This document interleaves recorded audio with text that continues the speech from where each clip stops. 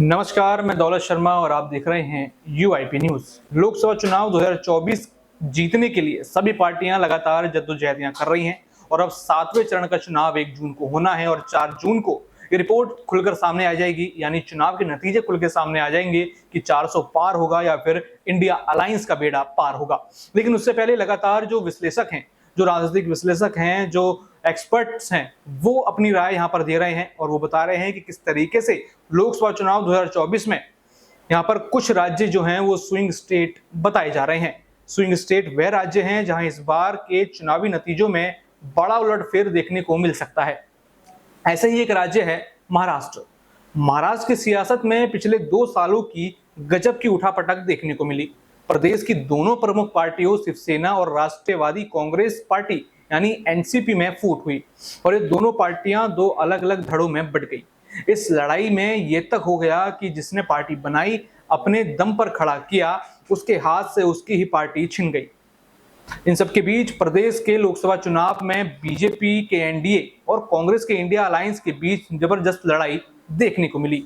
महाराष्ट्र की 48 लोकसभा सीटों के लिए 5 चरणों में वोटिंग होनी थी, जो 20 मई को ही खत्म हो चुकी है। महाराष्ट्र में एनडीए को भारी नुकसान और इंडिया को फायदा मिलता हुआ नजर आ रहा है।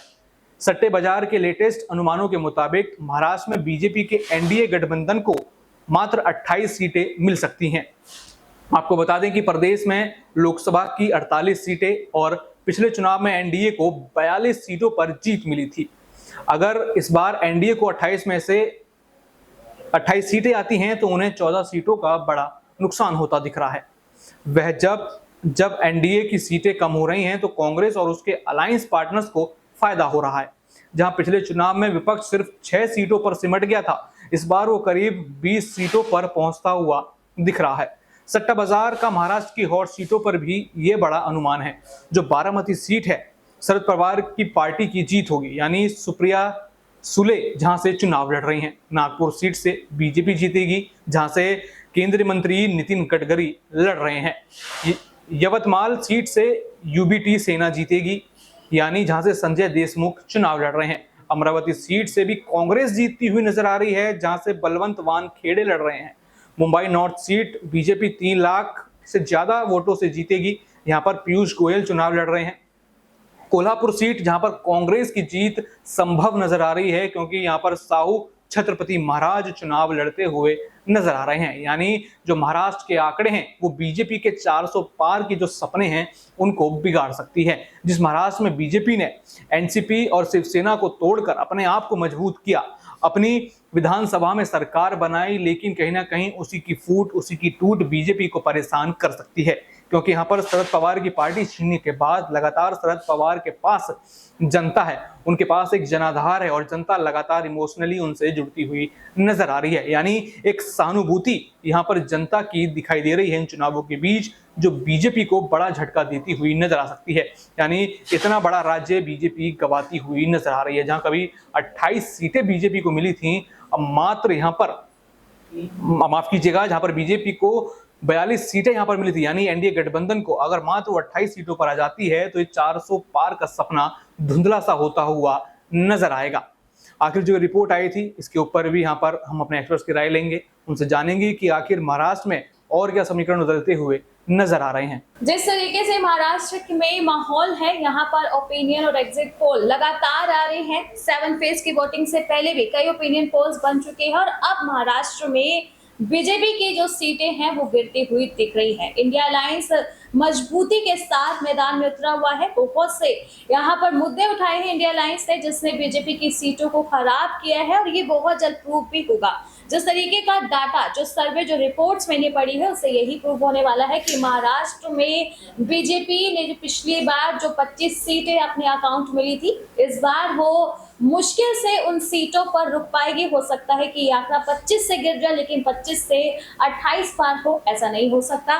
बीजेपी को अब बता दें कि 7 फेज से पहले ही जो पीएम हैं, जो कन्याकुमारी में मेडिटेशन के लिए चले गए हैं, यहाँ पर तपस्या कर रहे हैं लगातार। इससे विपक्ष के कमेंट्स आ रहे हैं, विपक्ष बोल रहा है कि बीजेपी डर गया है। जो पीएम मोदी है वो डर गए हैं, अपनी गद्दी छीनने का उनको डर इतना सता रहा है कि जाकर अब वो भगवान भगवान की शरण में बैठ गए हैं कि आपके ये 45 घंटे की तपस्या शायद मुझे मेरी गद्दी वापस दिला दे। तो जिस तरीके से विपक्ष के ये बयान आ रहे हैं, कहीं ना कहीं महाराष्ट्र में ये बयान सच साबित होते दिखेंगे। यहाँ पर सीटें बीजेपी की गिरती हुई दिख रही है। इंडिया अलायंस ने जमीनी हकीकत पे काम किया है, वहां का यूथ उन्हें पसंद करेगा। सीटें तो यहाँ पर काउंटिंग बढ़ रही है महाराष्ट्र में, वो इंडिया अलायंस की ही बढ़ रही है। एक बड़ी रिपोर्ट, जो काफी सारी रिपोर्ट्स हैं, ओपिनियन पोल्स तो लगातार बन ही रहे थे चुनाव से पहले भी, और अब जो इन चुनावों के दौरान जो एग्जिट पोल सामने आ रहे हैं वो यही बताएगा कि इंडिया अलायंस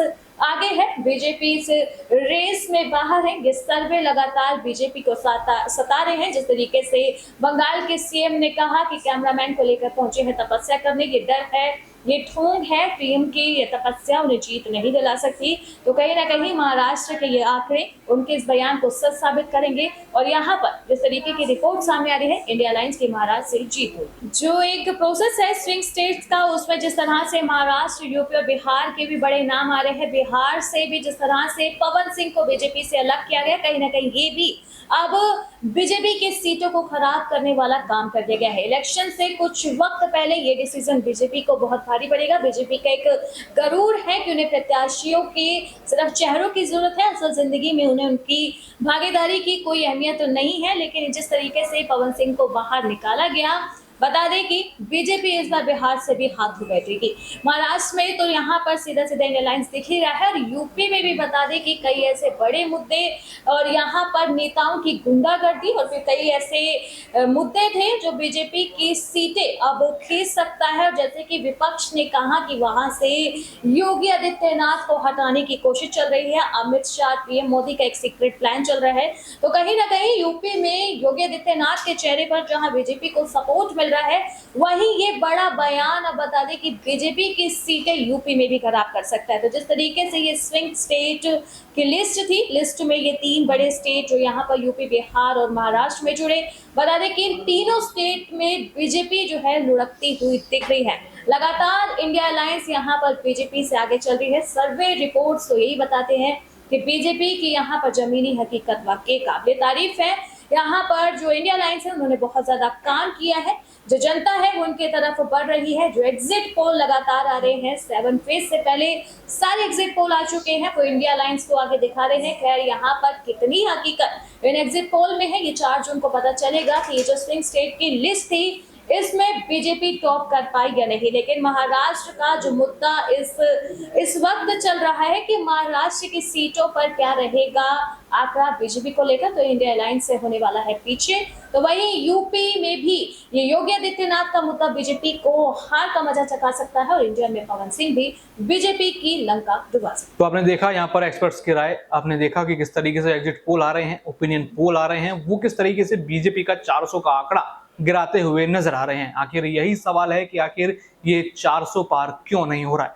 लगातार चीजें यही चल रही हैं। इंडिया अलायंस कह रही है कि बीजेपी का ओवर कॉन्फिडेंस उन्हें यहाँ पर हार का नतीजा उनको देता हुआ नजर आएगा, और देखा भी यही जा रहा है कि किस तरीके से अटपटे बयान यहाँ पर बीजेपी के नेताओं की तरफ से आ रहे हैं, किस तरीके से बीजेपी के नेता कॉन्फिडेंस में हैं। यहाँ पर खुद गृह मंत्री कहते हैं कि हम 340 से पार सीटें अब तक इन चरणों में कर चुके हैं। लेकिन सच्चाई देखी जाए, एक्सपर्ट की राय देखी जाए, तो वो कहीं विपरीत नजर आती है। बाकी और भी ऐसी खबरें जानने के लिए देखते रहिए UIP न्यूज। धन्यवाद।